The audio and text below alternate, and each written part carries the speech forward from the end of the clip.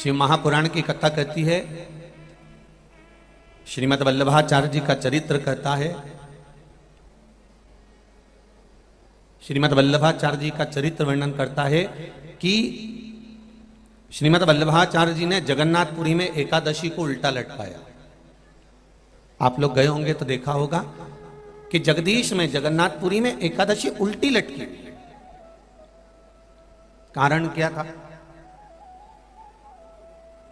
खूब विरोध करा गया श्रीमद् वल्लभाचार्य जी का कि तुमने एकादशी को उल्टी लटका दिया जगन्नाथपुरी में। क्यों लटकाया? उसका कारण क्या था? श्रीमद् वल्लभाचार्य जी ने कहा,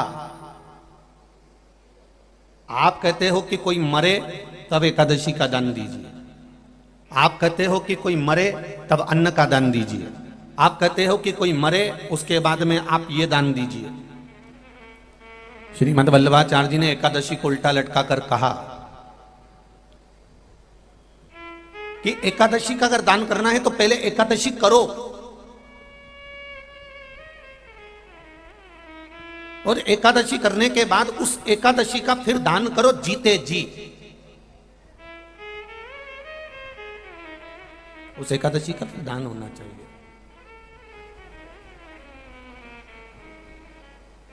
कितना सुंदर! हम तो इतना अच्छा व्याख्यान इस वर्णन को नहीं कर सकते। आपके यहाँ के एक विद्वान, बहुत विद्वान,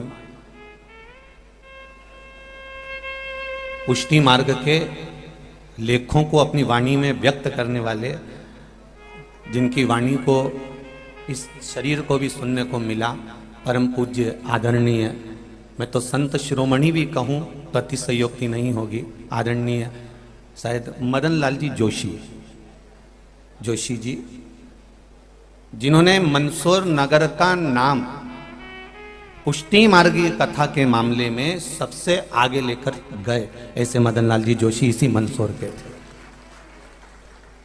जब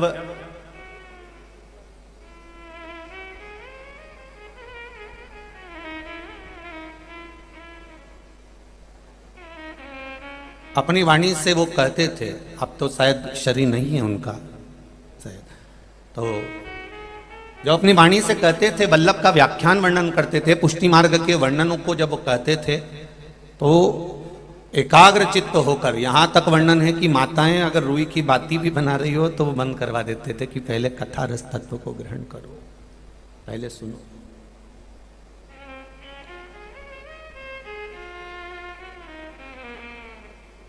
पुष्टि मार्गी व्याख्यानों का जो वर्णन करते थे, पुष्टि मार्गी, ये बक्से बंदे शायद, पुष्टि मार्गी व्याख्यानों का जब वर्णन करते थे और उन व्याख्यानों का वर्णन कर कर जब वो कहते थे कि एकादशी जीते जी दीजिए, जीते जी,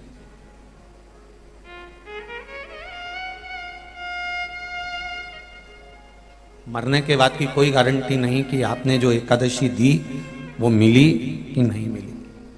पर जीते जी अगर हमने दिया है, जीते जी हमने अगर प्रदान किया है तो हमने अपने हाथ से तो करा, अपने को मालूम तो पड़ा कि मैंने दिया।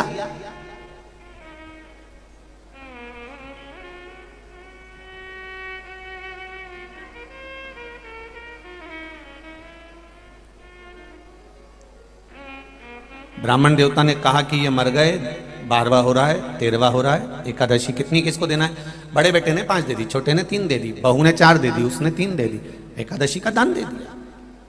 अब उस जीवात्मा को मिली कि नहीं मिली ये कौन कह सकता है? तो आपने अगर एकादशी का व्रत करा है और आपने अगर एकादशी करी है तो तुरंत हाथ में जल लेकर आपने कह दिया मेरी करी हुई एकादशी में से मैंने 5 एकादशी इस व्यक्ति के लिए जो पलंग पर पड़ा हुआ है, सड़ रहा है, गल रहा है, तकलीफ में भोग रहा है, ऐसे जीव के लिए मैं ये एकादशी दे रहा हूं, मैं ये एकादशी प्रदान कर रहा हूं। अपने हाथों से दे, उसके मरने से पहले उसको जीव को प्रदान कर। अब हमने कहा कि वो मर गए, उसके बाद में हमने गुलाब जामुन खिलाई या आलू बड़ा या भजिया खिलाया, तो उसका क्या लाभ है? जब वो जिंदा है तब उसकी सेवा कर लीजिए, जब तक वो है तब तक उसको कुछ देते रहिए और उसके जीवन का सुख उसे प्रदान करते रहिए। जिसकी नजर और नियत दोनों, नजर और नियत दोनों ठीक होती है, वो जिंदगी में कभी धोखा नहीं खा सकता, वो आगे ही बढ़ता चलेगा। बस नजर भी ठीक रखिए और नियत भी ठीक रखिए। नजर और नियत, अगर ये दोनों ठीक है, आपकी नजर भी ठीक है और नियत भी ठीक है, तो आप धोखा नहीं खा सकते, ये निश्चित है। बिंदु प्रेत योनि में क्यों पड़ा? क्योंकि उसकी नजर गलत जगह चली गई थी। देवराज प्रेत योनि में क्यों पड़ा? देवराज अगर मर रहा है, ब्राह्मण होकर कर्म विच्छिन्न हो गया है, तो वो क्यों हुआ? उसका कारण क्या था? क्योंकि वो गलत दृष्टि में पड़ गया। नजर और नियत ये दोनों अच्छी होना चाहिए, ठीक होना चाहिए। हम कई बार नजर भी ठीक नहीं रख पाते और नियत भी ठीक नहीं रख पाते। हम दूसरे को देखा और देखकर हमारे मन में काम जाग गया, हमारे भीतर लोभ जाग गए, हमारे भीतर वासना जाग गई, हमारे भीतर कुछ ना कुछ अहंकार का, अभिमत्ता का पथ जाग गया।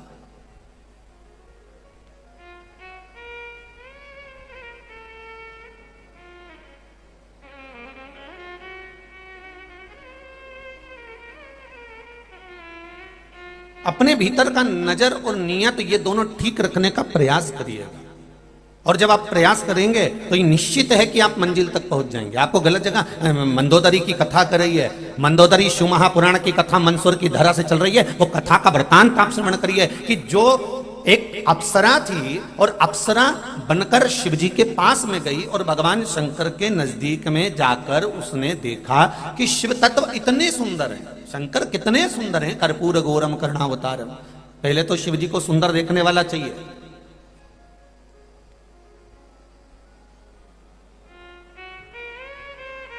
पहले शंकर भगवान को सुंदर देखने वाला चाहिए। जो शंकर भगवान के नयन अश्रु से प्रकट हुआ अंधकासुर, वो शंकर भगवान को सुंदर नहीं देख पाया। और क्या शब्द कहा था उस अंधकासुर ने? जब शादी करने का समय आया तो अंधकासुर ने अपने दूतों से कहा, जाओ जो सबसे सुंदर कन्या हो उसके साथ में मैं विवाह करूंगा। तो दूतों ने कहा जो सबसे सुंदर थी माता पार्वती, उसको तो शंकर भगवान लेकर चले गए। अंधकासुर का शब्द था, अंधकासुर का संबोधन था, शंकर लेके चले गए। हाँ, जो सबसे सुंदर कन्या थी, जो सबसे सुंदर थी, उसको तो शिव ले गए। तो अंधकासुर का संबोधन था कि उसको शिव ले गए, तो शिव कौन से सुंदर है? सुंदरता तो मुझ में है, शंकर में क्या सुंदरता? अब जरा विचार करिए, जिसको शंकर भगवान ने प्रकट किया, शंकर भगवान के नेत्र श्रु से अंधकासुर प्रकट हुआ, अंधकासुर हिरण्याक्ष ने पाल पोस कर बड़ा करा। वो अंधकासुर जो शंकर भगवान के नयन अश्रु से पैदा हुआ, वो अपने ही पिता को, जाना जाए तो पिता ही हुए जो नैन अश्रु से प्रकट कर दिया।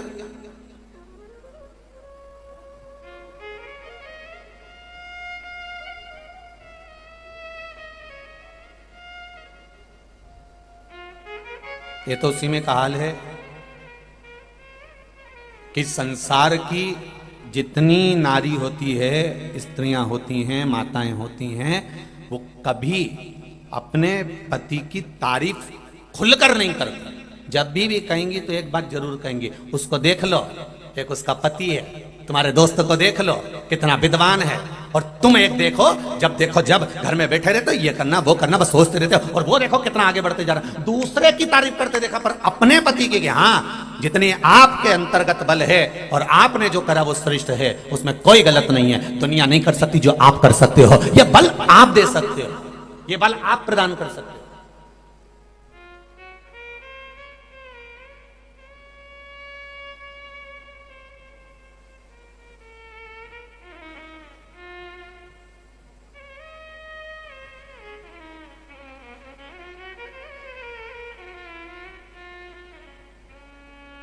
केवल एक लंकाधिपति रावण भी शिवजी से नहीं कहा कि तुम सुंदर हो। यहां स्वयं अंधकासुर कह रहा है कि मैं सुंदर हूं, शिव कहां इतने सुंदर है, उसको पार्वती को मैं अपना बनाऊंगा।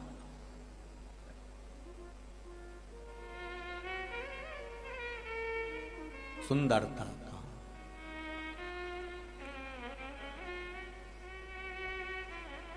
बहुत कम लोग होंगे जो सुंदरता देख पाएंगे। पहले तो शंकर भगवान की सुंदरता देखने वाला चाहिए। इतनी भीड़, अपार जन समुदाय, आप कथा सुनने के लिए आए हो। रोज समिति टेंट बढ़ाती है और रोज उस टेंट को आप भर देते हो। आपके भीतर ये भाव है कि शंकर भगवान की कथा बड़ी सुंदर है। ये आपके भीतर भाव है कि शिव की कथा सुंदर है, और ये सोचकर आप शिव महापुराण की कथा में जाकर बैठते हो।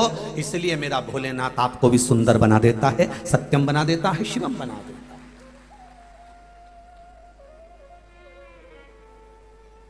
आपके भीतर सुंदरता भरी हुई है ना, तो आपको सुंदर नजर आ रहा है। काला कलर का चश्मा लगाओगे तो सब काले दिखेंगे, पीले कलर का लगाओगे पीले दिखेंगे, नीले कलर का लगाओगे नीले दिखेंगे, सफेद कलर का लगाओगे सफेद दिखेंगे। ये दृष्टि का भेद है। आप अगर अच्छे हो तो आपको सारा विश्व अच्छा नजर आएगा। आपको अगर आप भीतर से ठीक हैं तो सारा संसार आपको ठीक नजर आएगा। और यदि आप सुंदर हैं अंदर से, आत्मा से, चित्त से, वृत्ति से, तो कथा भी सुंदर नजर आएगी। आप अच्छा छाट लेंगे, अच्छा निकाल लेंगे। ये गुरु जी ने ब्रह्मा जी का चरित्र श्रवण कराया और सुंदर कर्मनाशा नदी का वृतांत श्रवण कराया। भगवान ब्रह्मा जी का अर्धनारीश्वर स्वरूप वर्णन किया। भगवान शंकर का ये स्वरूप वर्णन करा। गौ माता का चरित्र श्रवण कराया, ये चरित्र श्रवण कराया। आप अच्छे हो तो आप पूरी कथा में अच्छाइयां छाटते रहोगे। और अगर आपकी दृष्टि में भेद भरा हुआ है, आपकी दृष्टि में कपट भरा हुआ है, आपकी दृष्टि में बेईमानी भरी हुई है, और आपकी नजर ठीक नहीं है, तो दुनिया का कोई भी आकर खड़ा हो जाए आप उसमें बुराई देख ही लोगे। ये निश्चित है। चश्मा जो लगाया होगा वैसा आपको नजर आएगा, ये निश्चितता है।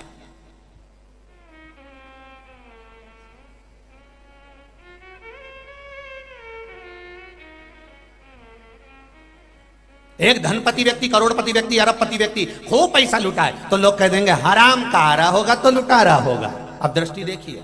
और अगर करोड़पति व्यक्ति 1 रुपया खर्च नहीं करे तो लोग कह देंगे कहीं छाती पे बांध के ले जाएगा, इतना कमा रहा है 2 रुपए दे नहीं सकता। अब दृष्टि देखिए। दुनिया में सबको संतुष्ट करना बहुत कठिन है भाई, बहुत कठिन, बहुत कठिन है। एक माता पिता अपनी औलाद को संतुष्ट नहीं कर पाते हैं। एक दिन वही औलाद मुंह से कह देती है तुमने हमारे लिए क्या किया, तो फिर संसार को कोई संतुष्ट कर सकता? कौन संतुष्ट करेगा? बहुत कठिन है। पूरा शरीर का एक एक अंग को बुढ़ापा आ जाता है। ये घुटने भी बुढ़े हो जाते हैं, ये कान भी बुढ़े हो जाते हैं, ये आंख भी बुढ़ी हो जाती है, ये नासिका भी बुढ़ी हो जाती है। शरीर का एक एक अंग बुढ़ापा ले लेता है, शरीर का एक एक अंग बुढ़ा हो जाता है। केवल एक अंग शरीर के अंदर है, ये जीवान, जो कभी बुढ़ी नहीं होती। अगर ये बुढ़ी हो जाती तो घर में कभी सास बहू का झगड़ा ही नहीं होता, कभी सास बहू का झगड़ा नहीं होता अगर ये जीवान बुढ़ी हो जाए।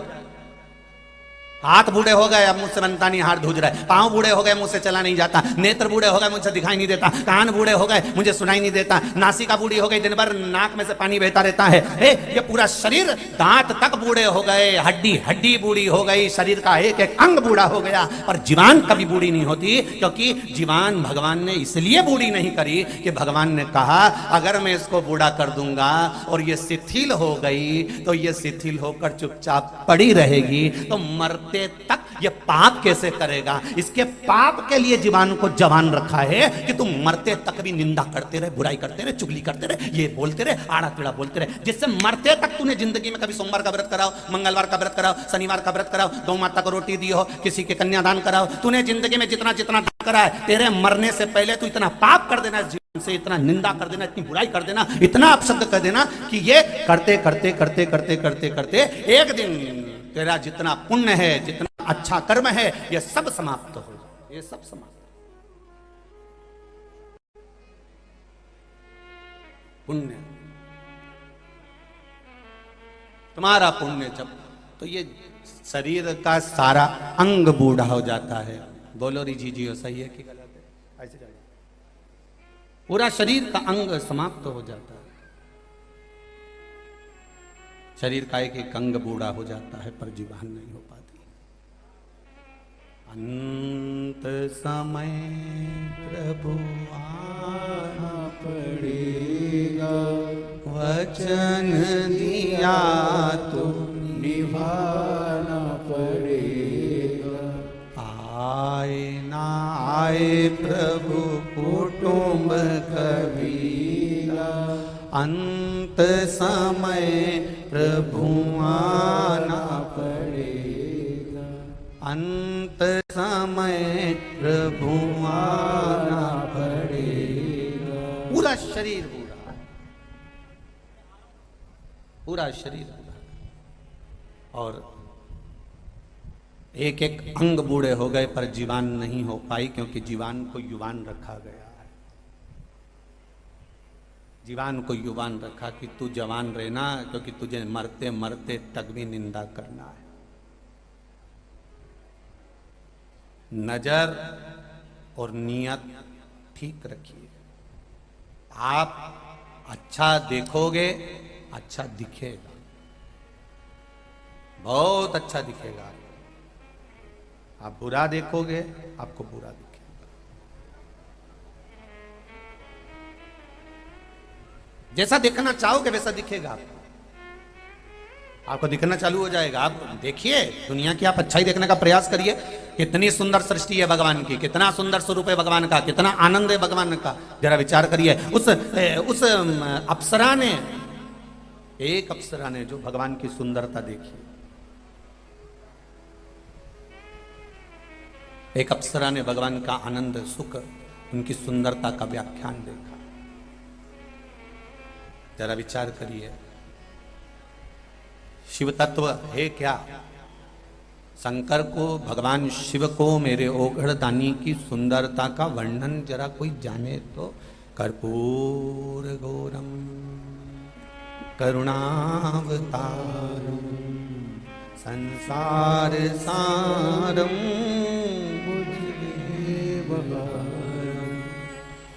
नमः शिवाय नमः शिवाय नमः शिवाय नमः शिवाय।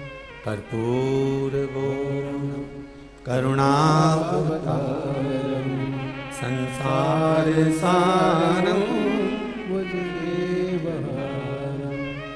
भगवान शिव की सुंदरता, भगवान शंकर का आनंद, भगवान शंकर का स्वरूप का आनंद। अच्छी नजर रखो, मेरा शिव सुंदर दिखे। अच्छी नजर से, और जब नजर अच्छी होगी तो ये निश्चित है, अगर नजर श्रेष्ठ है तो उसमें निश्चितता है कि भगवान अपने आप आपको सुंदर नजर आने लगेगा। अपने आप आपको देखने की जरूरत ही नहीं पड़ेगी।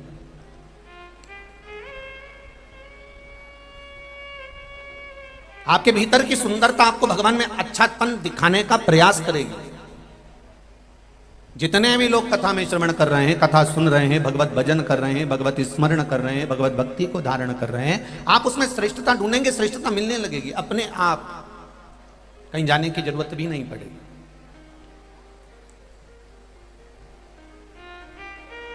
अविरल भक्ति को पाने का महाराज, एक अप्सरा जिसका नाम है मधुरा, जरा विचार करिए।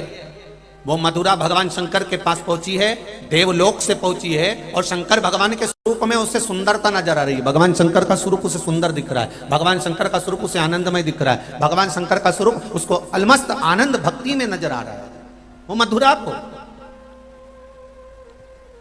वो मधुरा जो देवलोक में निवास कर रही थी, केवल भगवान शंकर के सुंदर स्वरूप को देखने के लिए, भगवान शंकर के सुंदर स्वरूप को जानने के लिए पृथ्वी पर गई है, मृत्यु लोक में गई है, भगवान शंकर के स्वरूप को जानने पहुंच गई। और शंभो शरणे घड़ी मांगो घड़ी रे